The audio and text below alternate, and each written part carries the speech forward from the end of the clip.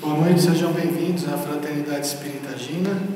Meu nome é Luciano e nós vamos conduzir o estudo do Evangelho segundo o Espiritismo. Depois de ouvirmos as músicas que o Paulo brilhantemente nos promoveu aqui nesta noite de hoje, nós convidamos a todos para que possamos, aquele que assim desejar, fechar os olhos,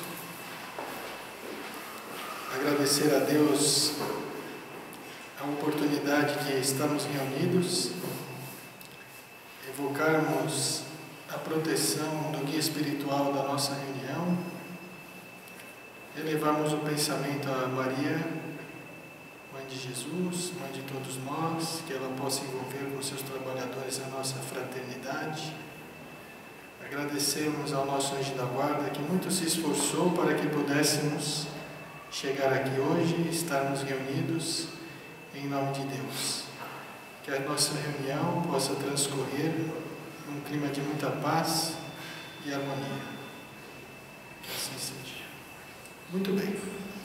Vamos dar continuidade ao estudo do Evangelho segundo o Espiritismo, no capítulo que a mão esquerda não saiba o que faça a mão direita. Capítulo 13. E nos solicitaram hoje para estudarmos o item 5, o óculo da viúva. Allan Kardec separou esta passagem do Novo Testamento que se encontra em Marcos 12, 41 a 44 e em Lucas 21, capítulo 21, 1 a 4. Vamos ler. E estando Jesus assentado defronte de onde era o gasofilácio, observava ele de que modo deitava o povo ali o dinheiro. E muitos que eram ricos deitavam com mão larga. E tendo chegado a pobre viúva, lançou 2 pequenas moedas que importavam R$1. E convocando seus discípulos, lhes disse: Na verdade vos digo, que mais deitou esta pobre viúva do que todos os outros que deitaram no gasofilácio. Porque os outros deitaram do que tinham na sua abundância, porém esta deitou da sua mesma indigência tudo o que tinha e tudo o que lhe restava para o seu sustento. Muito bem. Quando nós lembramos desta passagem, quando nós lemos esta passagem do Evangelho segundo o Espiritismo, nós nos lembramos de uma história também que se encontra no livro Pequenos Milagres. E a história é mais ou menos o seguinte: Tom Hill, o nome da criatura, estava numa estrada vicinal dos Estados Unidos em uma alta hora da madrugada. Estando uma alta hora da madrugada, uma estrada vicinal, todas as lojas, tudo o que era possível estar aberto estava fechado. De repente, ele sentiu uma forte vontade de ir ao banheiro. E sentindo essa forte necessidade de ir ao banheiro, um problema intestinal, ele começou a acelerar o seu carro. Quando ele acelerou o seu carro em alta velocidade, imediatamente apareceu um carro de polícia, pedindo para que ele parasse. E ele parou. Era o xerife. O xerife perguntou: a que velocidade você acha que você pode andar nessa estrada? Ele falou: xerife, realmente eu não costumo avançar a velocidade, mas é que eu estou com um problema, eu estou com uma forte necessidade de ir ao banheiro. E ele, o xerife, ele compreendeu a necessidade e a sinceridade da criatura e deixou ele ir. E falou: vai para a frente aí, capaz que você encontre alguma coisa aberta. E ele foi indo, seguindo a estrada. No final da estrada, ele viu uma luz e dirigiu-se para aquela luz. Se lá está aceso, o pedido para utilizar o sanitário. Quando ele chegou, era uma funerária. Não teve dúvida, entrou na funerária, tinha lá o representante da funerária e ele pediu para usar o banheiro. Posso usar o banheiro? E o Sr. Gifford falou: antes de você usar o banheiro, assine aqui a lista de presença. Estava o Gifford e uma pessoa sendo velada, ou seja, um defunto no caixão sem ninguém e o dono da funerária, o Sr. Gifford. Mas eu só preciso usar o banheiro. Mas antes de você usar o banheiro, assine aqui a lista de presença. Bom, só quero usar o banheiro. Tá bom, assinou a lista de presença, foi ao banheiro, aliviou-se. Quando ele voltou, ele prestou as últimas homenagens ao morto, fez lá a sua oração, deu tchau para o Sr. Gifford, seguiu viagem. Quando ele estava saindo da funerária, ele encontrou-se com o xerife, deu tchau para o xerife, agradeceu e a vida seguiu. 3 semanas depois, quando ele saiu do banheiro, antes de ele ir no banheiro, o Sr. Gifford falou, olha, assine, ele assinou. E aí ele estava indo, porque ele estava com uma forte necessidade de ir no banheiro. O Sr. Gifford falou, olha, não basta assinar, coloque o seu endereço. Aí ele deu com os braços assim, né, levantou o jornal, tá bom, colocou o endereço. 3 semanas depois ele recebeu o telefonema de um advogado. O senhor esteve aqui na cidade tal? Sim. O senhor esteve no velório? Estive. O senhor assinou a lista de presença? Assinei. Então o senhor precisa comparecer aqui nesta cidade no horário tal. Mas eu só usei o banheiro. Não tem problema. Aí ele perguntou, eu vou precisar levar um advogado? Não precisa. E ele ficou pensativo. Depois, né, do dia que passou as horas, deu o dia, ele foi lá. Então estava lá o advogado, um testamentário, o xerife e o Gifford, o dono da funerária. E o testamentário perguntou, é esse que assinou o livro de presença?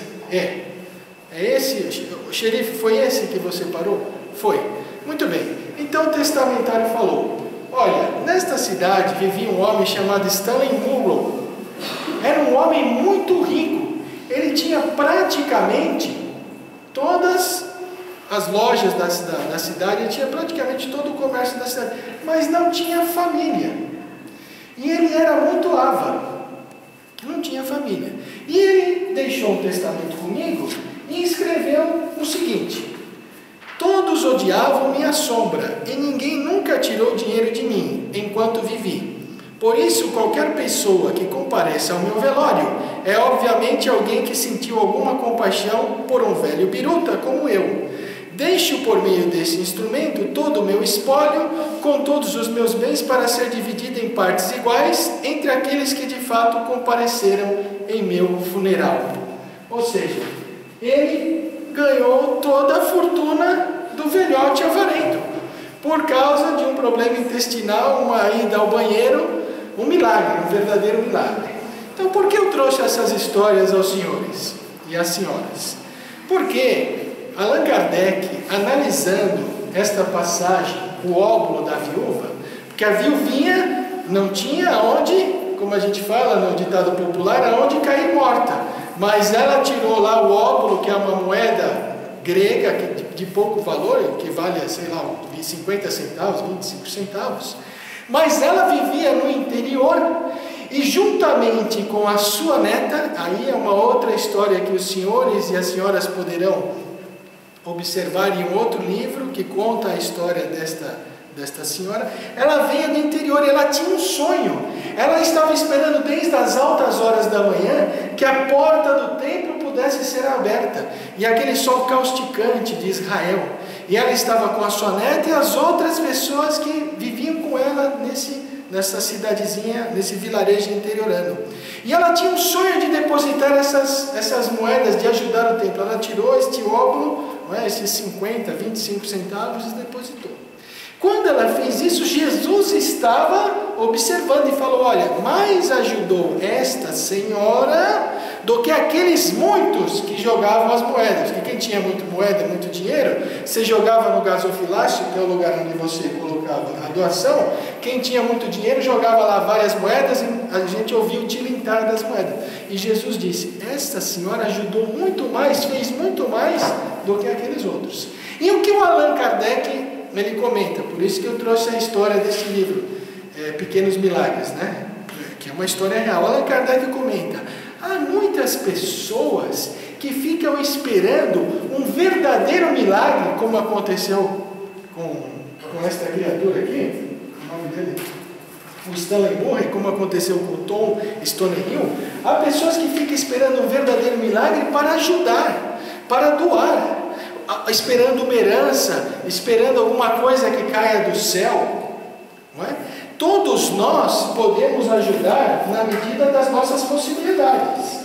E aí, estudando o tema, nós nos lembramos da questão 643 do Livro dos Espíritos.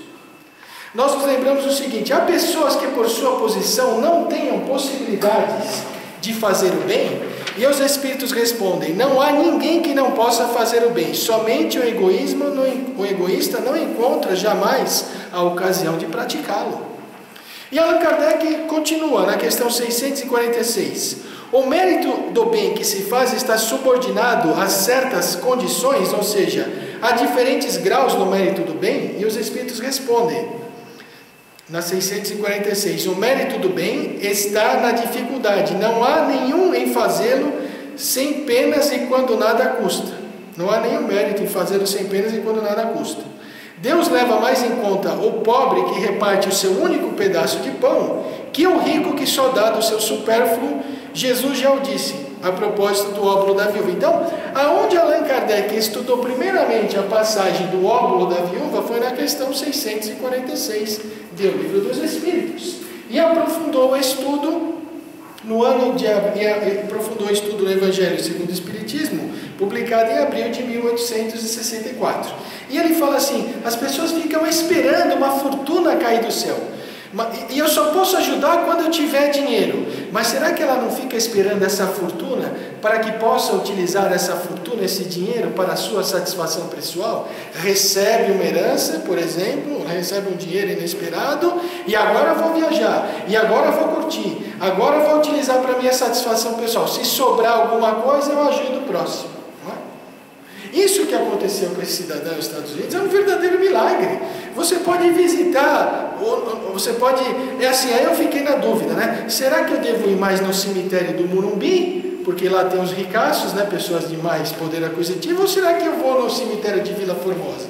Porque afinal de contas pode ter um avarento que em vez de ser enterrado no Morumbi, quer ser enterrado no cemitério de Vila Formosa. Não é?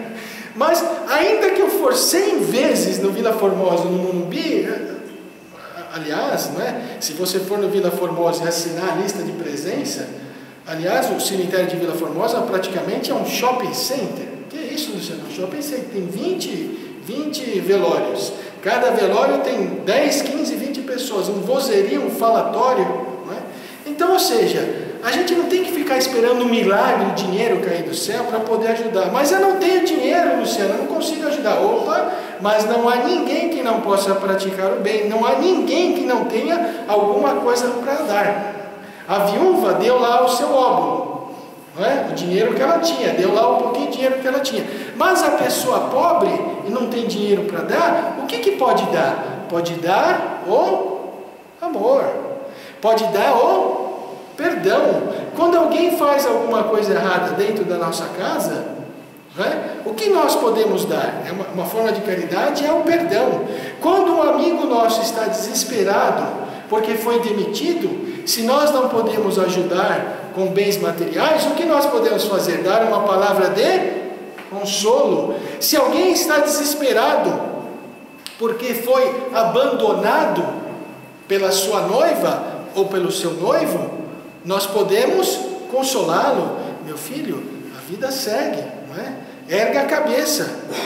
Se ela te deixou, vamos erguer a cabeça. Se ele te deixou, bola para frente, não é? Então nós podemos consolar. Se alguém está desesperado, se alguém está prestes a se suicidar, se nós vemos que a pessoa está prestes a se suicidar, nós vamos ajudar. Demonstrando o quê? Demonstrando o nosso conhecimento, falando sobre a espiritualidade, falando sobre o mundo maior, falando sobre o mundo espiritual no livro Roteiro, Psicografia de Francisco Cândido Xavier, Espírito Emmanuel. Ele nos diz que no mundo espiritual há 20 bilhões de espíritos, na sua maioria inferiores. Então nós vamos chegar para esse camarada e falar: olha, você está numa situação difícil, você está pensando em se suicidar, mas o suicídio é uma porta muito pior. Isso não é uma forma de óbolo, não é uma forma de nós ajudarmos. Nós não estamos ajudando monetariamente, mas estamos ajudando com a nossa fé, com o nosso conhecimento, com o nosso amor. Há pessoas que não conseguem ajudar, por exemplo, na ajuda da administração do centro espírita. Todo mundo chega aqui, bonitinho, tem água para beber, a cadeira está arrumadinha, tem o telefone, mas o centro espírita tem seus custos, não é verdade? Se tu não consegues ajudar na manutenção do centro espírita, o que não é obrigatório, não é? Tente ajudar de uma outra forma, venha colaborar, venha, se possível, desenvolver a sua mediunidade, se tiver uma missão mediúnica. Afinal, segundo o item 159 do Livro dos Médiuns, todos nós somos médiuns, porque todos nós podemos receber o pensamento dos espíritos, seja os espíritos bons, seja os espíritos maus, de acordo com a nossa sintonia. Mas se nós temos essa missão, vamos desenvolver a mediunidade, vamos trabalhar com a mediunidade, vamos ajudar os espíritos necessitados, emprestando o nosso corpo para que eles possam falar por nós, vamos conversar com esses médiuns que recebem os espíritos, vamos dar o passe, vamos ajudar na magnetização, vamos ajudar na limpeza, vamos ajudar, por exemplo, numa noite da pizza, vamos ajudar na medida das nossas possibilidades. Será que não é esse o nosso óbulo, a maneira de nós ajudarmos? Claro que sim. Então os espíritos são categóricos. Todos nós podemos fazer a caridade, todos nós podemos colaborar. Nós somos chamados por Jesus para que possamos colaborar com este momento de transformação da humanidade. Todos nós. E não é por acaso que hoje nós estamos aqui na Fraternidade Espírita Gina. Hoje muitos estão recebendo o tratamento fluidoterápico, mas e depois que nós recebemos, e depois que nós terminarmos esse tratamento fluidoterápico? E depois que nós nos sentirmos mais amenos, mais tranquilos, para encararmos as dificuldades da vida? Chegamos aqui muitas vezes em frangalhos, chegamos aqui muitas vezes desesperados, passamos pelo departamento de assistência, onde encontramos uma alma caridosa que nos recebeu, uma alma que nos orientou, uma alma que nos estendeu as mãos. Este ato desta alma do depói não é o óbulo da viúva? Não é a ajuda que esta alma lhe deu? Que esta alma nos dá? Quando nós procuramos o depói, quando nós procuramos uma orientação? Então veja, quando nós estamos mais estabilizados, então nós temos a necessidade, estamos sendo convidados para trabalharmos, para darmos também a nossa contribuição, seja ela qual for, seja ela aqui no Centro Espírita, seja ela em outro centro espírita, seja ela em uma obra de assistência social, mas enfim, participarmos deste mundo de transformação, não é? Jesus nos disse: vós sois a luz do mundo. Ora, se nós somos a luz do mundo, quanto mais nós nos iluminarmos, mais nós vamos angariar a ajuda dos bons amigos espirituais. Sem Jesus nós não somos nada. Sem estes bons espíritos nós não conseguiremos fazer nada. Mas quando nós estamos aqui nos iluminando, quando nós estamos buscando este caminho, né? Quando nós estamos buscando ser melhores hoje do que fomos ontem, afinal de contas, Allan Kardec nos disse: reconhece-se o verdadeiro espírita pelos esforços, pela sua transformação moral, pelos esforços que ele faz em dominar as suas más inclinações. Todos nós temos as más inclinações, todos que estamos aqui temos as más inclinações. E para vencermos essas más inclinações, faz-se necessário que a gente devemos nos conhecer, conhece-te a ti mesmo, não é? As más inclinações nada mais é, nada menos é do que o lado sombra que Carl Gustav Jung, né, o fundador da psicologia analítica, descreve nas suas obras. Más inclinações ou o lado sombra. Então a pergunta é: por que pessoas boas fazem coisas ruins. As pessoas boas fazem coisas ruins. Legisladores que são responsáveis por elaborar as leis, pessoas públicas que deveriam defender os interesses públicos, os interesses do cidadão, né? Promovendo mais cultura, levando dinheiro aos hospitais, né? Promovendo e alavancando as escolas, e envolve-se em corrupção, são corruptos e corruptores. Pais de família que são pessoas boas, em determinado momento cometem um crime. Pessoas, muitas vezes, que trabalham em banco e num determinado momento surrupiam um dinheiro. E assim, existem muitos outros casos na sociedade. Porque as pessoas que se aparentam como boas, na verdade, não o são. Como eu disse a vocês, Allan Kardec asseverou, Jung asseverou, todos nós temos as nossas más inclinações. As pessoas aparentam aquela bondade, mas muitas vezes deixam-se levar por essas más inclinações e acabam cometendo os crimes, né? Sejam eles quais forem. Ou seja, há sempre um componente espiritual. Que negócio é esse, Luciano? Como nós vivemos num oceano de espíritos, mais de 20 bilhões, segundo Emmanuel no livro Roteiro, né? Há aqueles que são bons e há aqueles que são maus, ignorantes, etc. Como todos nós temos as nossas más inclinações, as nossas virtudes e os nossos vícios, defeitos, muitas vezes eles se aproveitam, esses espíritos que querem nos perturbar, se aproveitam dessas más inclinações, inspiram-nos más ideias e nós, muitas vezes não percebemos, assumimos as más atitudes e cometemos os erros. Então é uma questão de hábito. Se nós recebemos um mau pensamento e nós percebemos que esse mau pensamento, vamos trocá-lo imediatamente por um pensamento bom. É simplesmente uma questão de hábito. Quem não tem os bons hábitos, tem os maus. Então, o óbolo da viúva, não é a oportunidade que todos nós temos. Há muitas pessoas que são ricas de inteligência, mas muito ricas mesmo, são inteligentíssimas, mas se trancafiam no seu orgulho e não fazem com que a sua inteligência possa ser colocada a serviço da humanidade. Há pessoas que são ricas de poder, ricas de bens materiais, como Stanley Morrow. Morreu, não tinha família, não deixou nada para ninguém, viveu uma vida medíocre, viveu uma vida infeliz e poderia ter ajudado e não ajudou. Mas há outras pessoas que são abastadas pela família.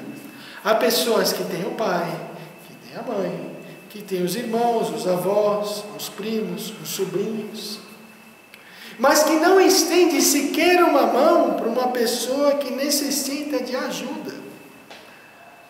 Há pessoas que são abastadas na família, que vivem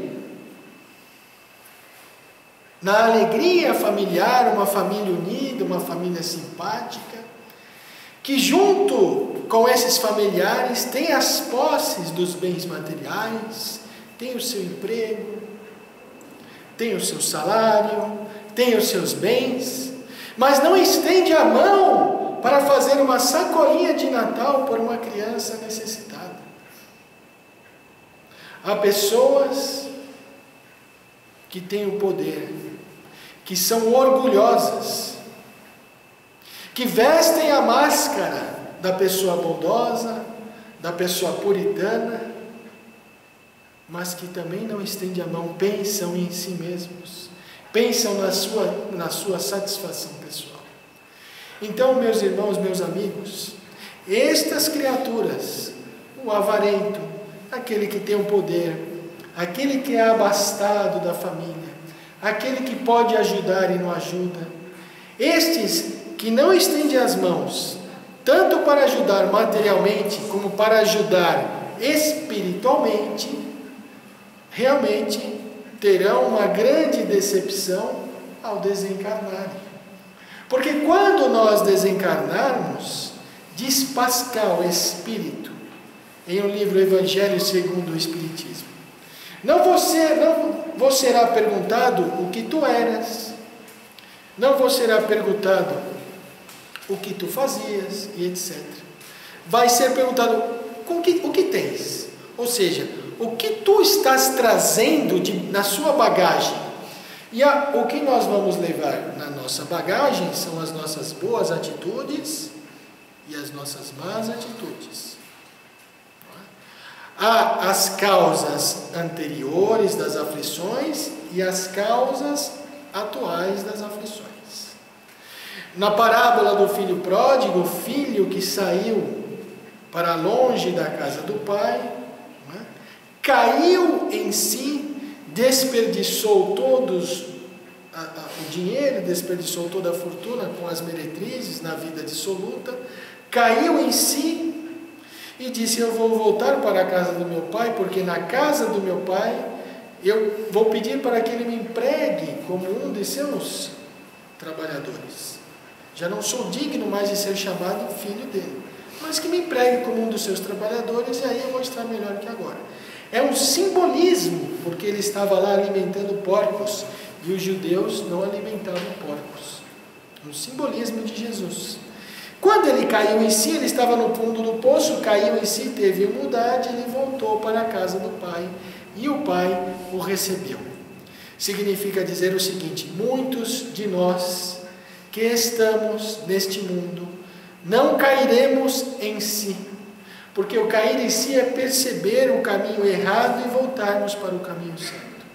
Muitos não cairão em si nesta encarnação, levarão até múltiplas e sucessivas reencarnações para caírem em si. E aí é claro que vão responder através de provas, através de expiação, pelos abusos, pelos erros. Então o chamado desta noite, o óbolo da viúva, é que nós podemos sim ajudar. Nós podemos dar a nossa contribuição. Nós podemos acendermos a nossa luz. Nós podemos não só incentivar através das palavras, mas praticarmos aquilo que nós estamos falando. Primeiramente, perdoando a nossa mulher quando ela erra, os nossos filhos, os nossos parentes, sendo pessoas honestas, pessoas trabalhadoras, trabalhando em um clima de harmonia no nosso ambiente de trabalho. E se nós não podemos ajudar materialmente, vamos ajudar espiritualmente. Esta é a mensagem que Jesus nos ensinou. E eu convido os senhores para que leiam todo o capítulo do Evangelho segundo o Espiritismo, que a mão esquerda não saiba o que faz a direita, e que estudem a história desta senhora que depositou o óbolo no gasofilácio, que estava junto com a sua neta num livro, eu ia trazer o livro, acabei esquecendo, do Leon Tolstói, o espírito Leon Tolstói, da médium Maffei, não me lembro agora o nome, mas é um livro, As Mulheres na Época de Jesus. Estudem, procurem, é um livro, a psicografia dessa médium, ela conta várias histórias das mulheres, né, que Jesus ajudou, e lá tem essa história desta senhora. Que Deus nos abençoe, que Deus nos ilumine. Agradecer a Fraternidade Espírita Gina por me dar esta oportunidade de estar aqui com os senhores pela 11ª vez no ano, mas não estarei aqui em dezembro. Desejo a todos muita paz, muito amor, que Jesus possa estar conosco, não só na véspera, no dia de Natal, mas em todos os outros 365 dias no ano, mas que principalmente na véspera de Natal, no dia 25, possamos elevar o pensamento a Deus, a Jesus, para que Ele possa nos envolver, para que Ele possa abençoar a nossa casa, os nossos familiares, e que possamos ter um Feliz Natal, um clima de paz, de amor, de esperança, né? Pois Ele nos convida e espera a todos nós. Jesus não espera de nós a perfeição, porque neste mundo ninguém é perfeito. Jesus espera de nós simplesmente a boa vontade de poder ajudar, a boa vontade de poder colaborar. E com boa vontade, com certeza, nós seremos assessorados por Ele, pelos amigos espirituais da Fraternidade Espírita Gina e por os outros amigos espirituais que se preocupam com as nossas vidas. Muito obrigado e que fiquem todos em paz.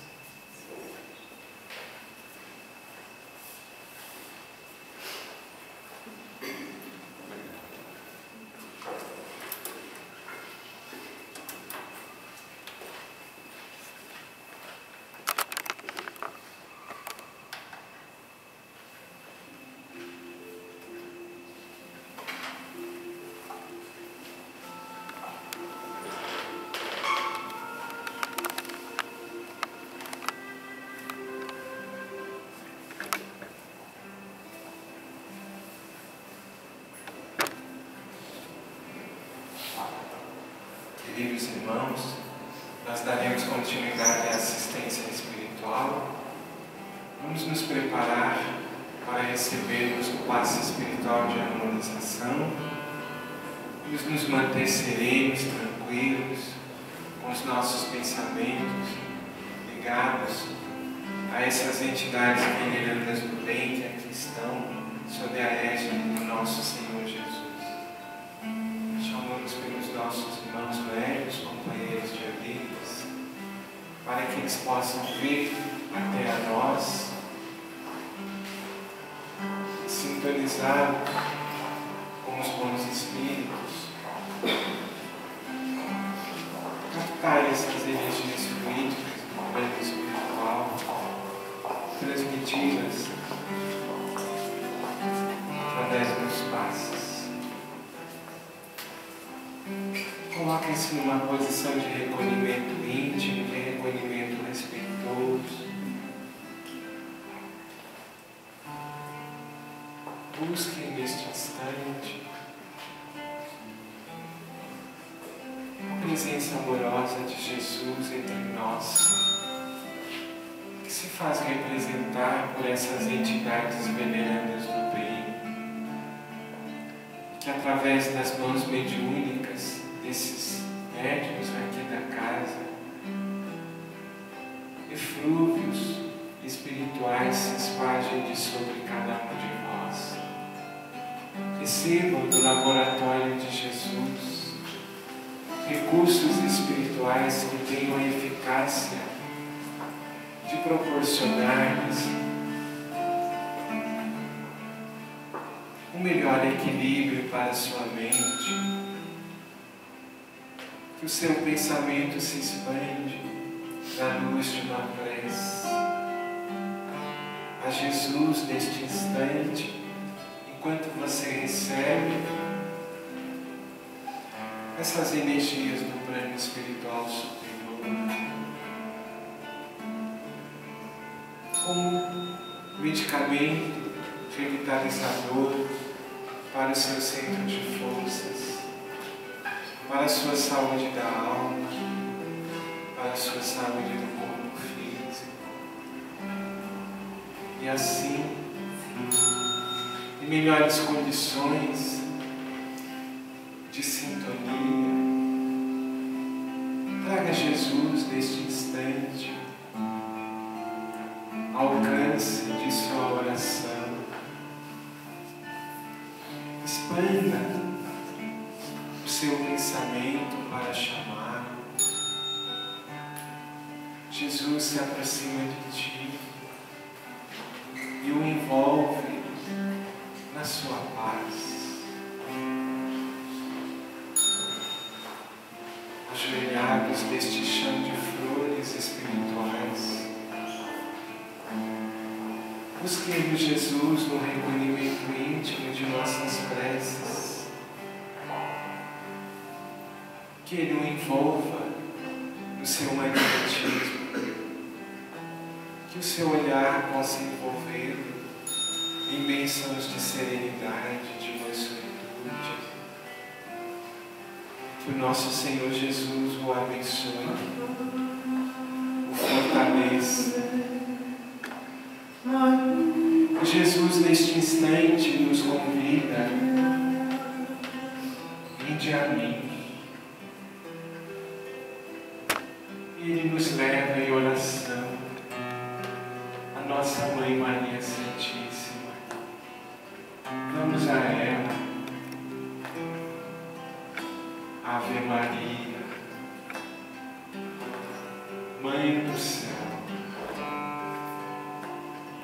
da terra de Jesus e de nós, os seus filhos do progresso, rogai em oração de luz por nós, os seus filhos do amor, a paternidade divina e ao seu Filho Salvador. Ave Maria, Mãe Santíssima, o Senhor Jesus estás em vós, tanto quanto permaneces no nosso viver. Redentora e santificante sois vós, entre os anjos de Deus. Redentora, Mãe Santíssima,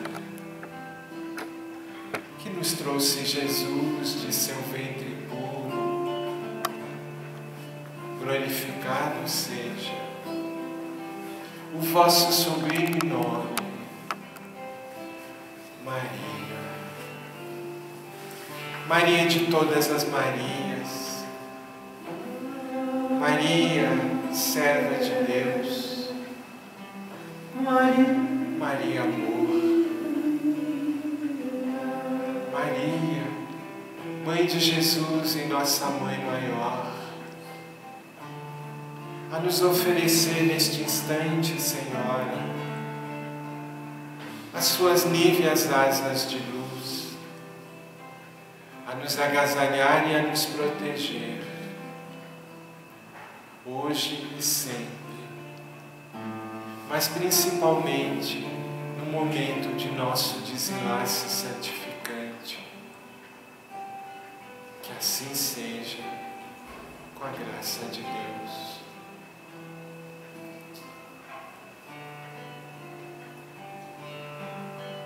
Que nossa Mãe Maria nos abençoe e deposite em nossos corações um ósculo de paz, um ósculo de ternura.